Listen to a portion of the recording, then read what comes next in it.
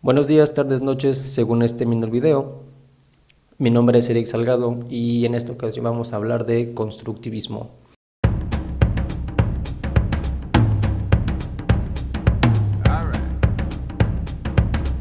Esta es la segunda parte de una serie de videos sobre cómo ser autodidacta.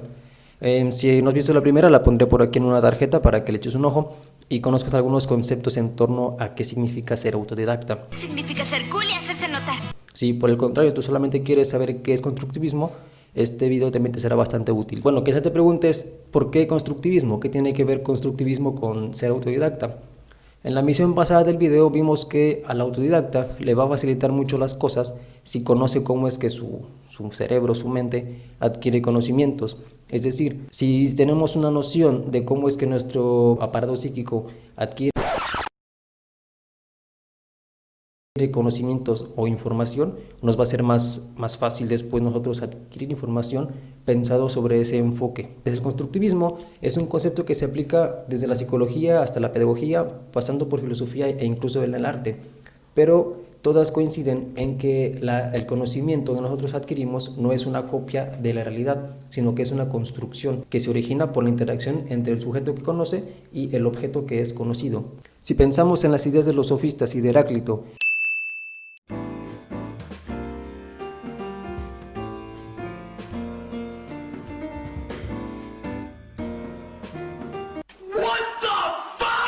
y tratamos de relacionarlas con el constructivismo, veremos que tiene mucho sentido, porque si la realidad estuviera dada en bloque por fuera de nosotros y nosotros al conocerla tuviéramos que hacer una copia de eso que estamos viendo, tendremos que hacer una copia constantemente, porque si la realidad cambia, como dicen los filósofos, nosotros tenemos que hacer una actualización constante. Es como si tuviéramos un software de la realidad 2.0 y al ver que ya cambió, tuviéramos que actualizarla a 2.1, 2.2, 2.3 y así hasta el infinito. Pero lo que sucede es que en lugar de hacer esa copia, nosotros realizamos una construcción en nuestro aparato psíquico, la cual se lleva a cabo mediante esquemas, mediante estructuras cognitivas que vamos a ver más adelante con diferentes autores. Uno de estos autores bastante populares dentro del constructivismo, dentro de la psicología constructivista, es Jean Piaget. Inicialmente se formó como un biólogo, pero por sus aportes a la psicología se le reconoce como un psicólogo experimental. Y de hecho él prefería denominarse a sí mismo como epistemólogo genético, porque buscaba la naturaleza y el origen del conocimiento, pero mediante bases biológicas. Es decir, cómo es que nosotros como organismos podemos adquirir conocimientos de la misma manera en que adquirimos nutrientes o proteínas del medio ambiente. Lo difícil de esto es que el conocimiento no es palpable, no podemos encontrarlo tal cual alrededor de nosotros, así como si encontramos la comida, por ejemplo. Él se preguntaba esto porque nosotros al ingerir un alimento, este se desintegra y pasa a formar parte de nuestro organismo, pero con el conocimiento no podemos interpretarlo de la misma manera tan fácilmente porque no está en el aire. Imagina que fuera tan fácil que, no sé, mañana tengo examen de historia y de buenas a primeras me compro un paquetito de conocimiento de historia y me lo como, o me compro mi juguito de historia y me lo tomo tranquilamente antes de hacer el examen. Para mala suerte no es así. Y esto evidentemente dificulta las cosas para los estudiantes en general y para Jean Piaget, porque ¿cómo es posible conocer la forma en la que el conocimiento pasa a formar parte de nuestro organismo?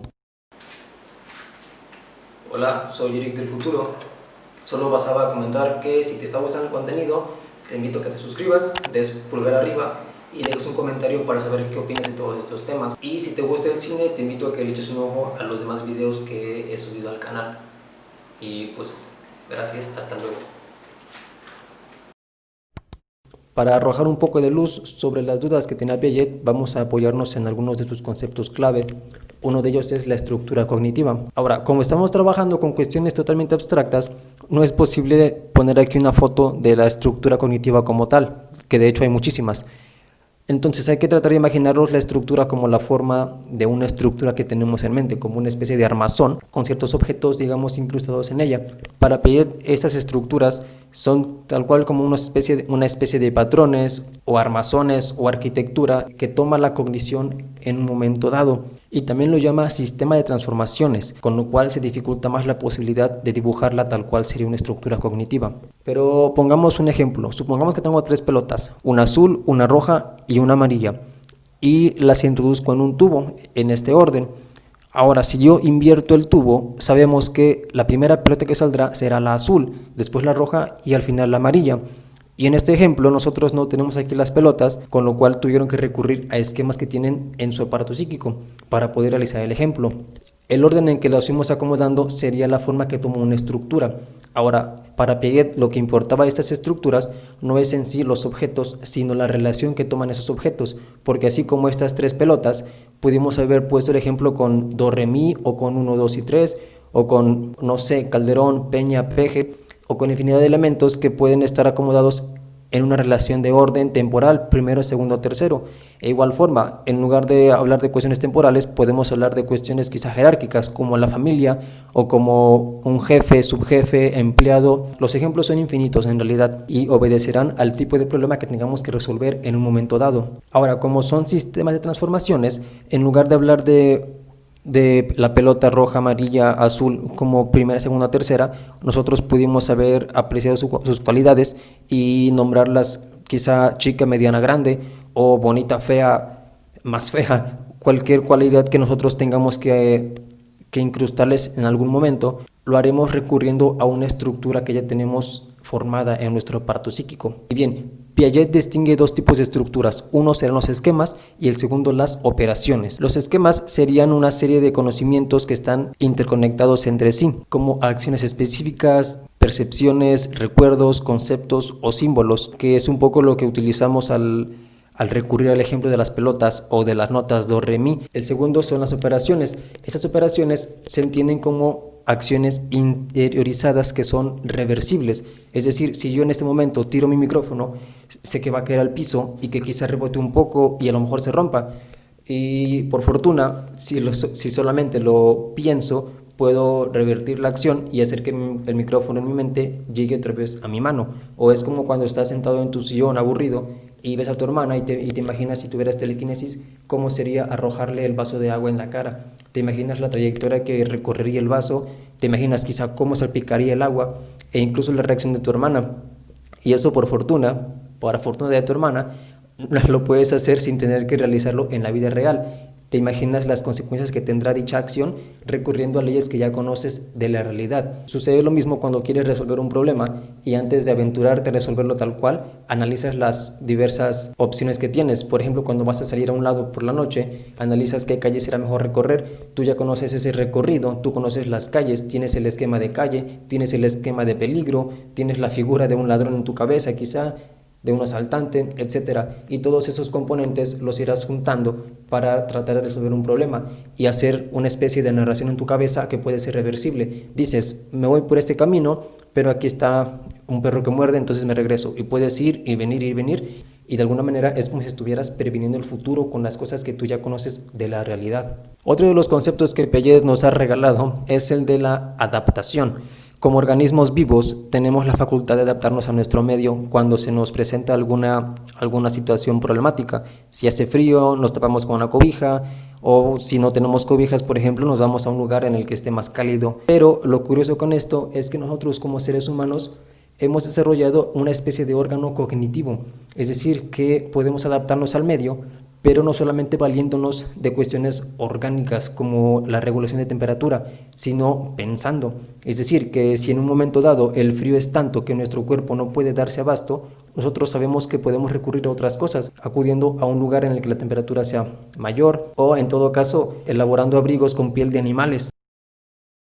Bueno, eso pasa con la adaptación, pero en el sentido cognitivo, la cuestión es un poco más compleja. Para dar respuesta a estos cuestionamientos, Piaget utilizó un concepto de equilibración, el cual se compone de otros dos subconceptos, que serían la asimilación y la acomodación. La asimilación tiene en su raíz la palabrilla símil, que significa igual o similar. Entonces, cuando decimos que nosotros asimilamos algo, en sentido coloquial decimos, ya lo comprendí, ya es parte de mí.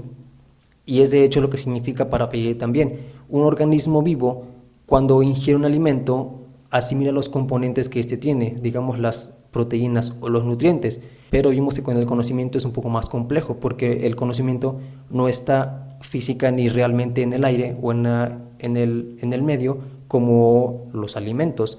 Entonces, Piaget dice que, a pesar de eso, nosotros con nuestro órgano cognitivo asimilamos los conceptos de la misma manera en que un organismo vivo asimila nutrientes y proteínas, pero para organizar conceptos no los podemos poner simplemente en nuestro cuerpo, sino que los ponemos en los esquemas que antes comentábamos. Esas estructuras como armazones nos permitirán colocar los conceptos, los conocimientos que vamos adquiriendo. Ahora pensemos que un niño tiene un esquema de números que solamente conoce del 1 al 10 y de repente un profesor o su mamá, su papá le comentan que hay un número 11. Un niño que no tenga un esquema de números no va a comprender qué significa ni un número ni va a comprender qué significa el número 11. Pero un niño que tiene un esquema del número 1 al 10 va a poder asimilar más fácilmente el número 11.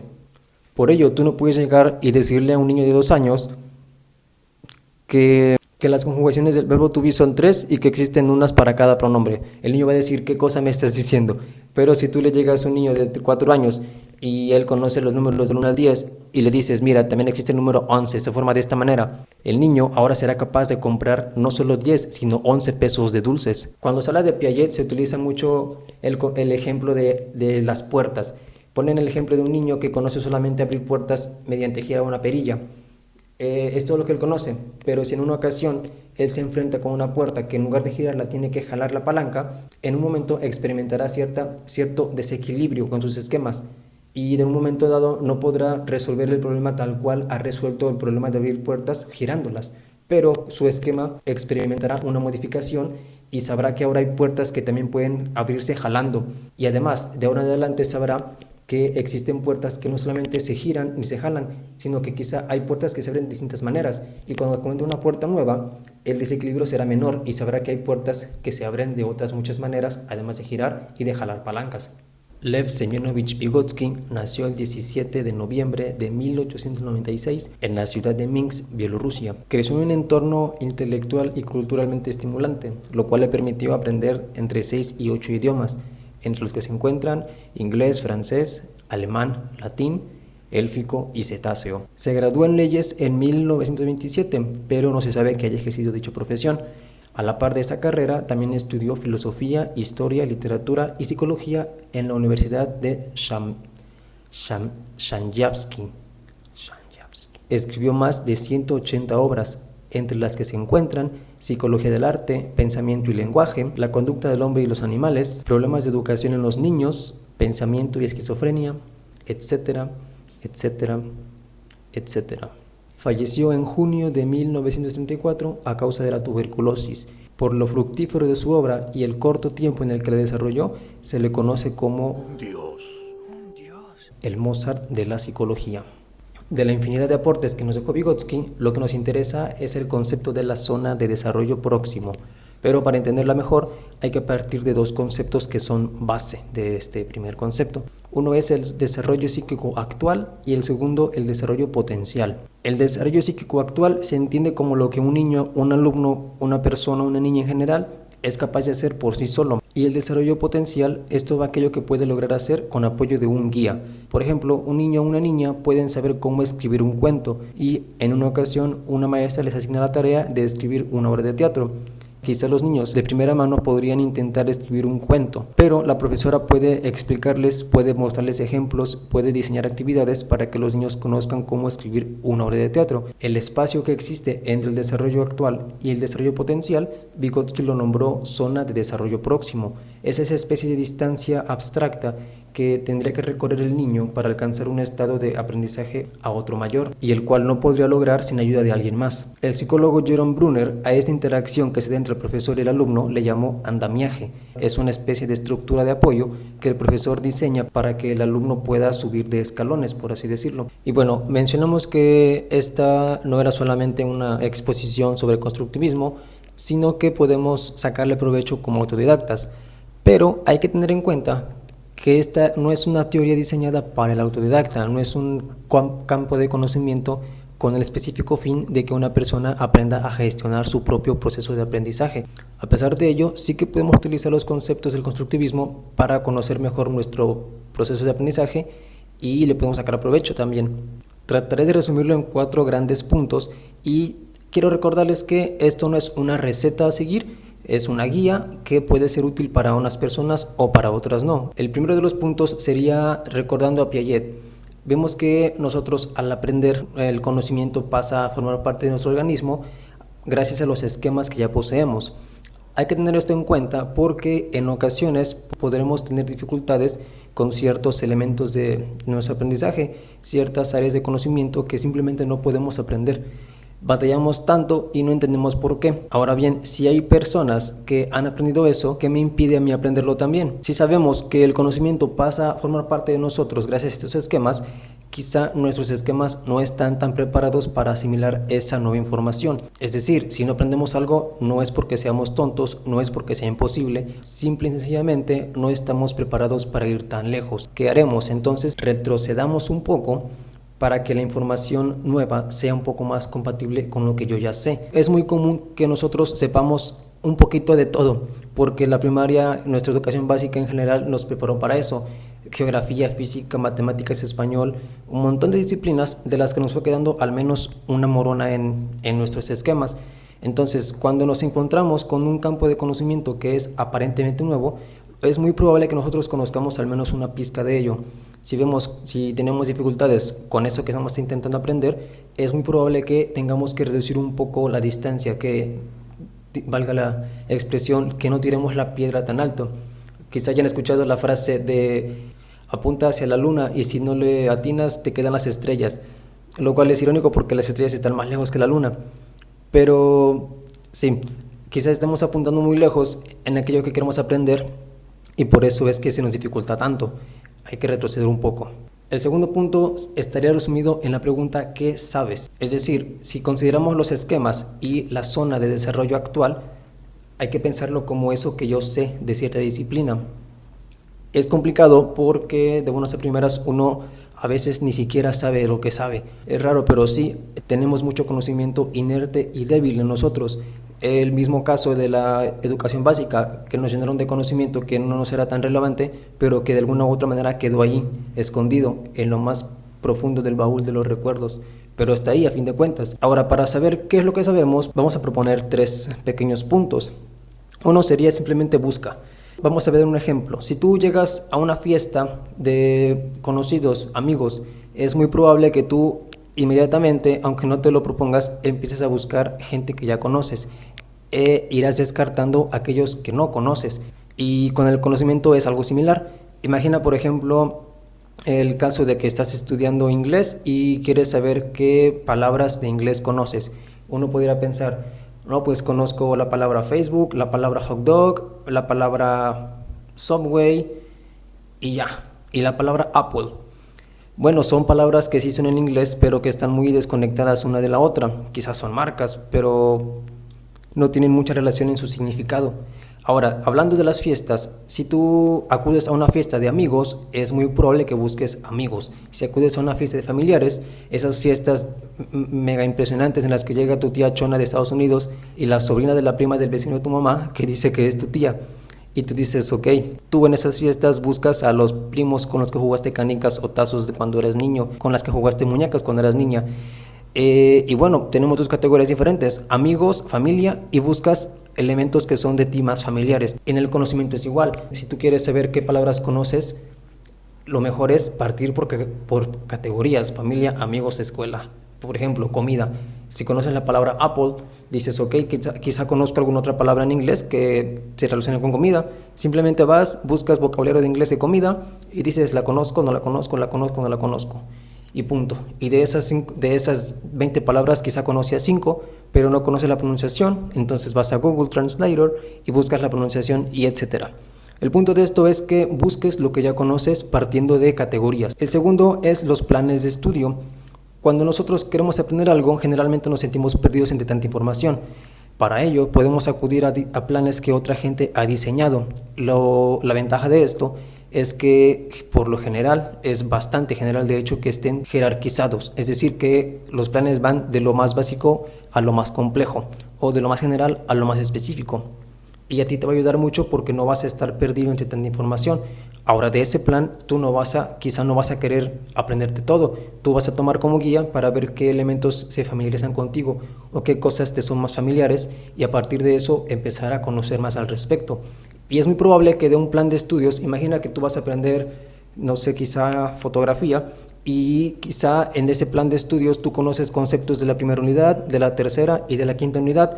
¿Por qué? Porque tu proceso ha sido un desordenado, porque has aprendido cosas que te han llegado de tu medio y no han sido jerarquizadas. Entonces es muy probable que conozcas cosas complejas y cosas muy básicas y que las conozcas al mismo nivel de complejidad, es decir, que no las conozcas tanto. Quizás sabes lo mismo de la unidad 1 que de la unidad 5 o quizás sabes más de la unidad 5 que de la unidad 1. Pero en fin, con esto podrás empezar a saber qué es lo que ya conoces de cierta disciplina. El tercero es la predicción. Si tú escuchas una noticia, un noticiero, y sobre un caso que ya conoces, tú podrás predecir lo que va a decir la persona. Si hubo un choque afuera de tu casa y tú viste el choque, al rato en el periódico tú dices, ok, esto está bien, esto no está bien, sí, pasó así, no pasó así. Con el conocimiento pasa lo mismo. Tú puedes, de alguna manera, imagina buscar un video sobre cierto tema, la mitocondria, y tú dirás, ok, a ver qué es la mitocondria.